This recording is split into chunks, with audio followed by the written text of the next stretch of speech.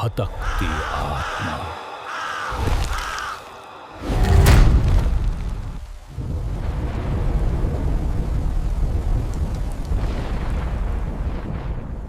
बरसात की शाम थी। हवा में नमी नहीं बल्कि एक अजीब सा भारीपन पसरा था, मानो कोई अदृश्य शक्ति पूरे गांव पर दबाव बना रही हो।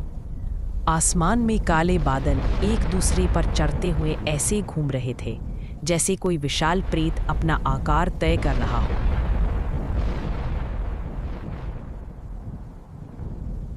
दूर कहीं बिजली गरजी। उसकी सफेद चमक ने एक पल के लिए पूरे गांव को रोशन कर दिया, लेकिन अगले ही पल सब कुछ फिर से काली रात में डूब गया। कच्ची गलियों में बारिश का गंदा पानी बह रहा था। हर झोपड़ी की छप्पर से टप टप टप पानी गिर रहा था और उसे सुनकर ऐसा लगता जैसे कोई धीमी फुसफुसाहट लगातार चल रही हो। गांव के बीचों बीच खड़ा पीपल का पुराना पेड़, जो प्रेतकुंड के किनारे था, तेज हवा में भी हिल नहीं रहा था। वो शांत खड़ा था, जैसे किसी रहस्य का पहरा दे रहा हो। बिजली की हर चमक में उसकी लंबी मुड़ी तुड़ी शाखाओं की परछाई कच्ची जमीन पर ऐसे फैल जाती मानो कोई लंबा काला आदमी गांव की ओर बढ़ रहा हो।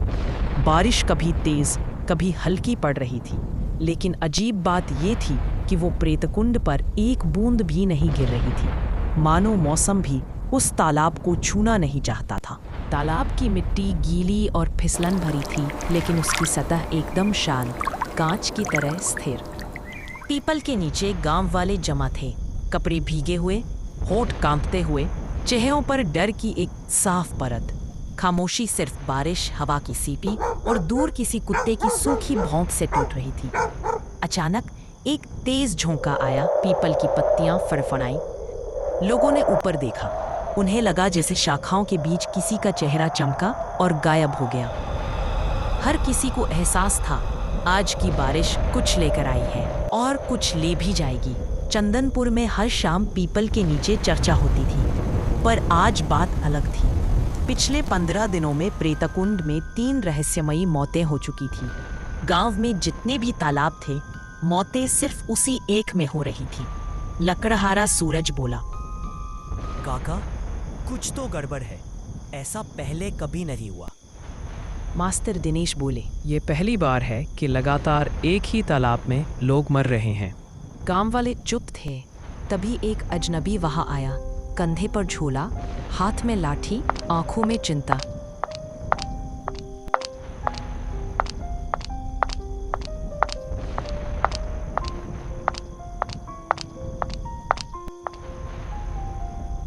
बेटा, कौन हो तुम और कहां से आ रहे हो? मैं काशीदासपुर से आया हूँ, उसने कहा। मैं रघुनाथ मिश्र का वकील हूँ, जमीन के केस के लिए आया हूँ। रामदीन काका ने चेताया, बाबू, यहाँ मुकदमेबाजी नहीं चलती। रात को रघुनाथ के पुराने घर में रुक जाना, लेकिन प्रेतकुंड और कालदुआ श्मशान की तरफ बिल्कुल मत जाना। वो जगह रात में ठीक नहीं है। अजनबी ने हंसते हुए कहा, मैं पहाड़ी योद्धा का बेटा हूँ, भूत प्रेत से नहीं डरता। और गुस्से में अंधेरे रास्ते की ओर निकल गया। गांव वाले लोग उसको देखते ही रह गए।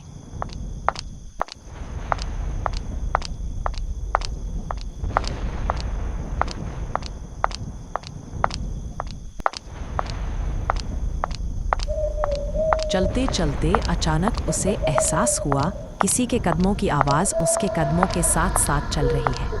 वह तेज चलने लगा, पर पीछा करने वाले कदम और भी तेज हो गए। अब उसकी दिल की धड़कन तेज हो चुकी थी। तभी उसको फिर से एहसास होता है कि कोई पीछा कर रहा है। वो अचानक एक पुराने जर्जर घर के सामने रुक गया। दरवाजे की दरारों से पीली रोशनी बाहर आ रही थी, मानो अंदर कोई जाग रहा हो।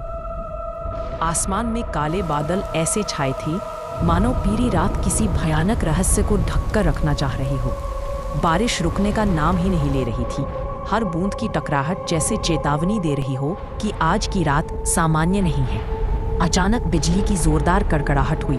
सफेद चमक ने उसे चौंका दिया। और डर उसकी आंखों में साफ दिखाई देने लगा। उसे अचानक गांव वालों की बात याद आई। रात के अंधेरों में एक काला साया पीछा करता है। दिल की धड़कन तेज हो गई। अब वो बिना दाईं बाईं देखे सिर्फ आगे बढ़ता चला गया।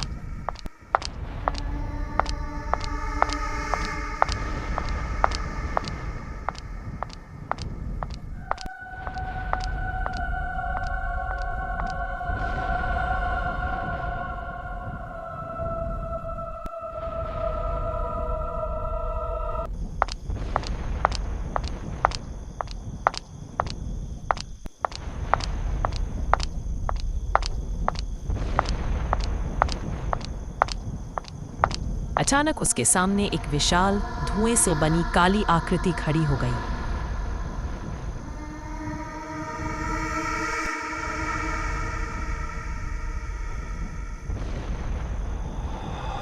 कौन है?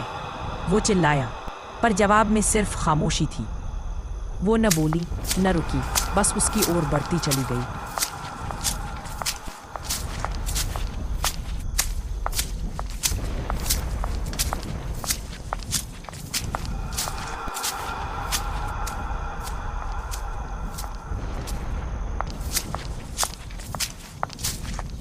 उस प्रेत ने उसे झपट लिया और काल धुआं श्मशान की तरफ खसीट ले गया।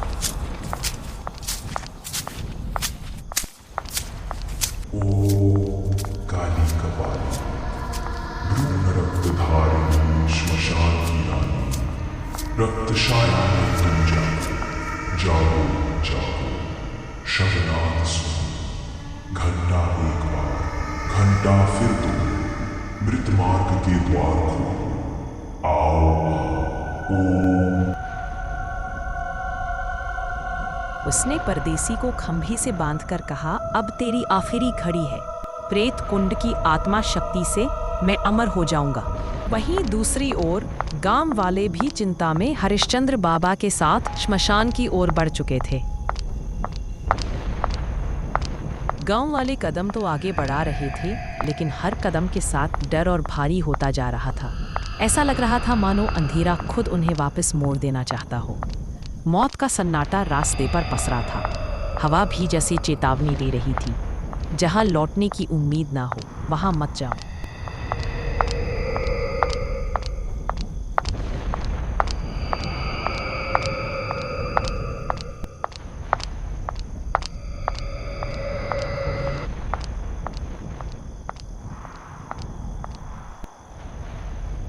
पीछे गांव की रोशनी धीरे धीरे गायब हो रही थी और आगे सिर्फ अंधेरा, श्मशान और दर्द की खामोशियां थीं। कहते हैं श्मशान की रात में जिंदा से ज्यादा मरे हुए बोलते हैं, लेकिन आज गांव वाले जवाब लेने निकले थे। हर कदम पर किसी के चलने की आवाज आती, लेकिन पीछे मुड़कर देखते तो कोई ना होता। लगता था जैसे परछायां भी साथ चल रही हो। तूफान की पहली बूंदें गिर रही थीं और गांव वालों को साफ पता था, या तो आज ये श्राप खत्म होगा या कोई और हमेशा के लिए खो जाएगा। ओम काली कपालिनी, भ्रूण रक्तधारिणी। तभी झाड़ियों के पीछे से गांव वाले निकल आए।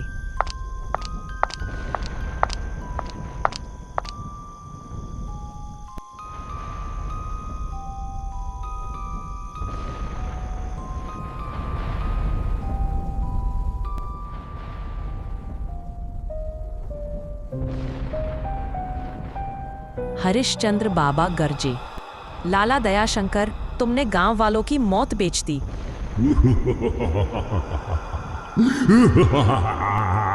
तांत्रिक हंसा, मेरे पास प्रेत सेनानी है। अंधेरे से वही काला दैत्य तलवार लिए प्रकट हुआ।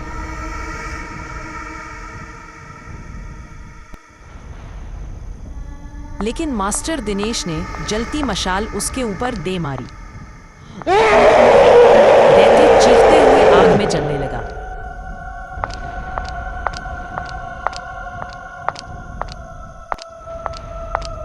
गांव वाले तांत्रिक पर टूट पड़े।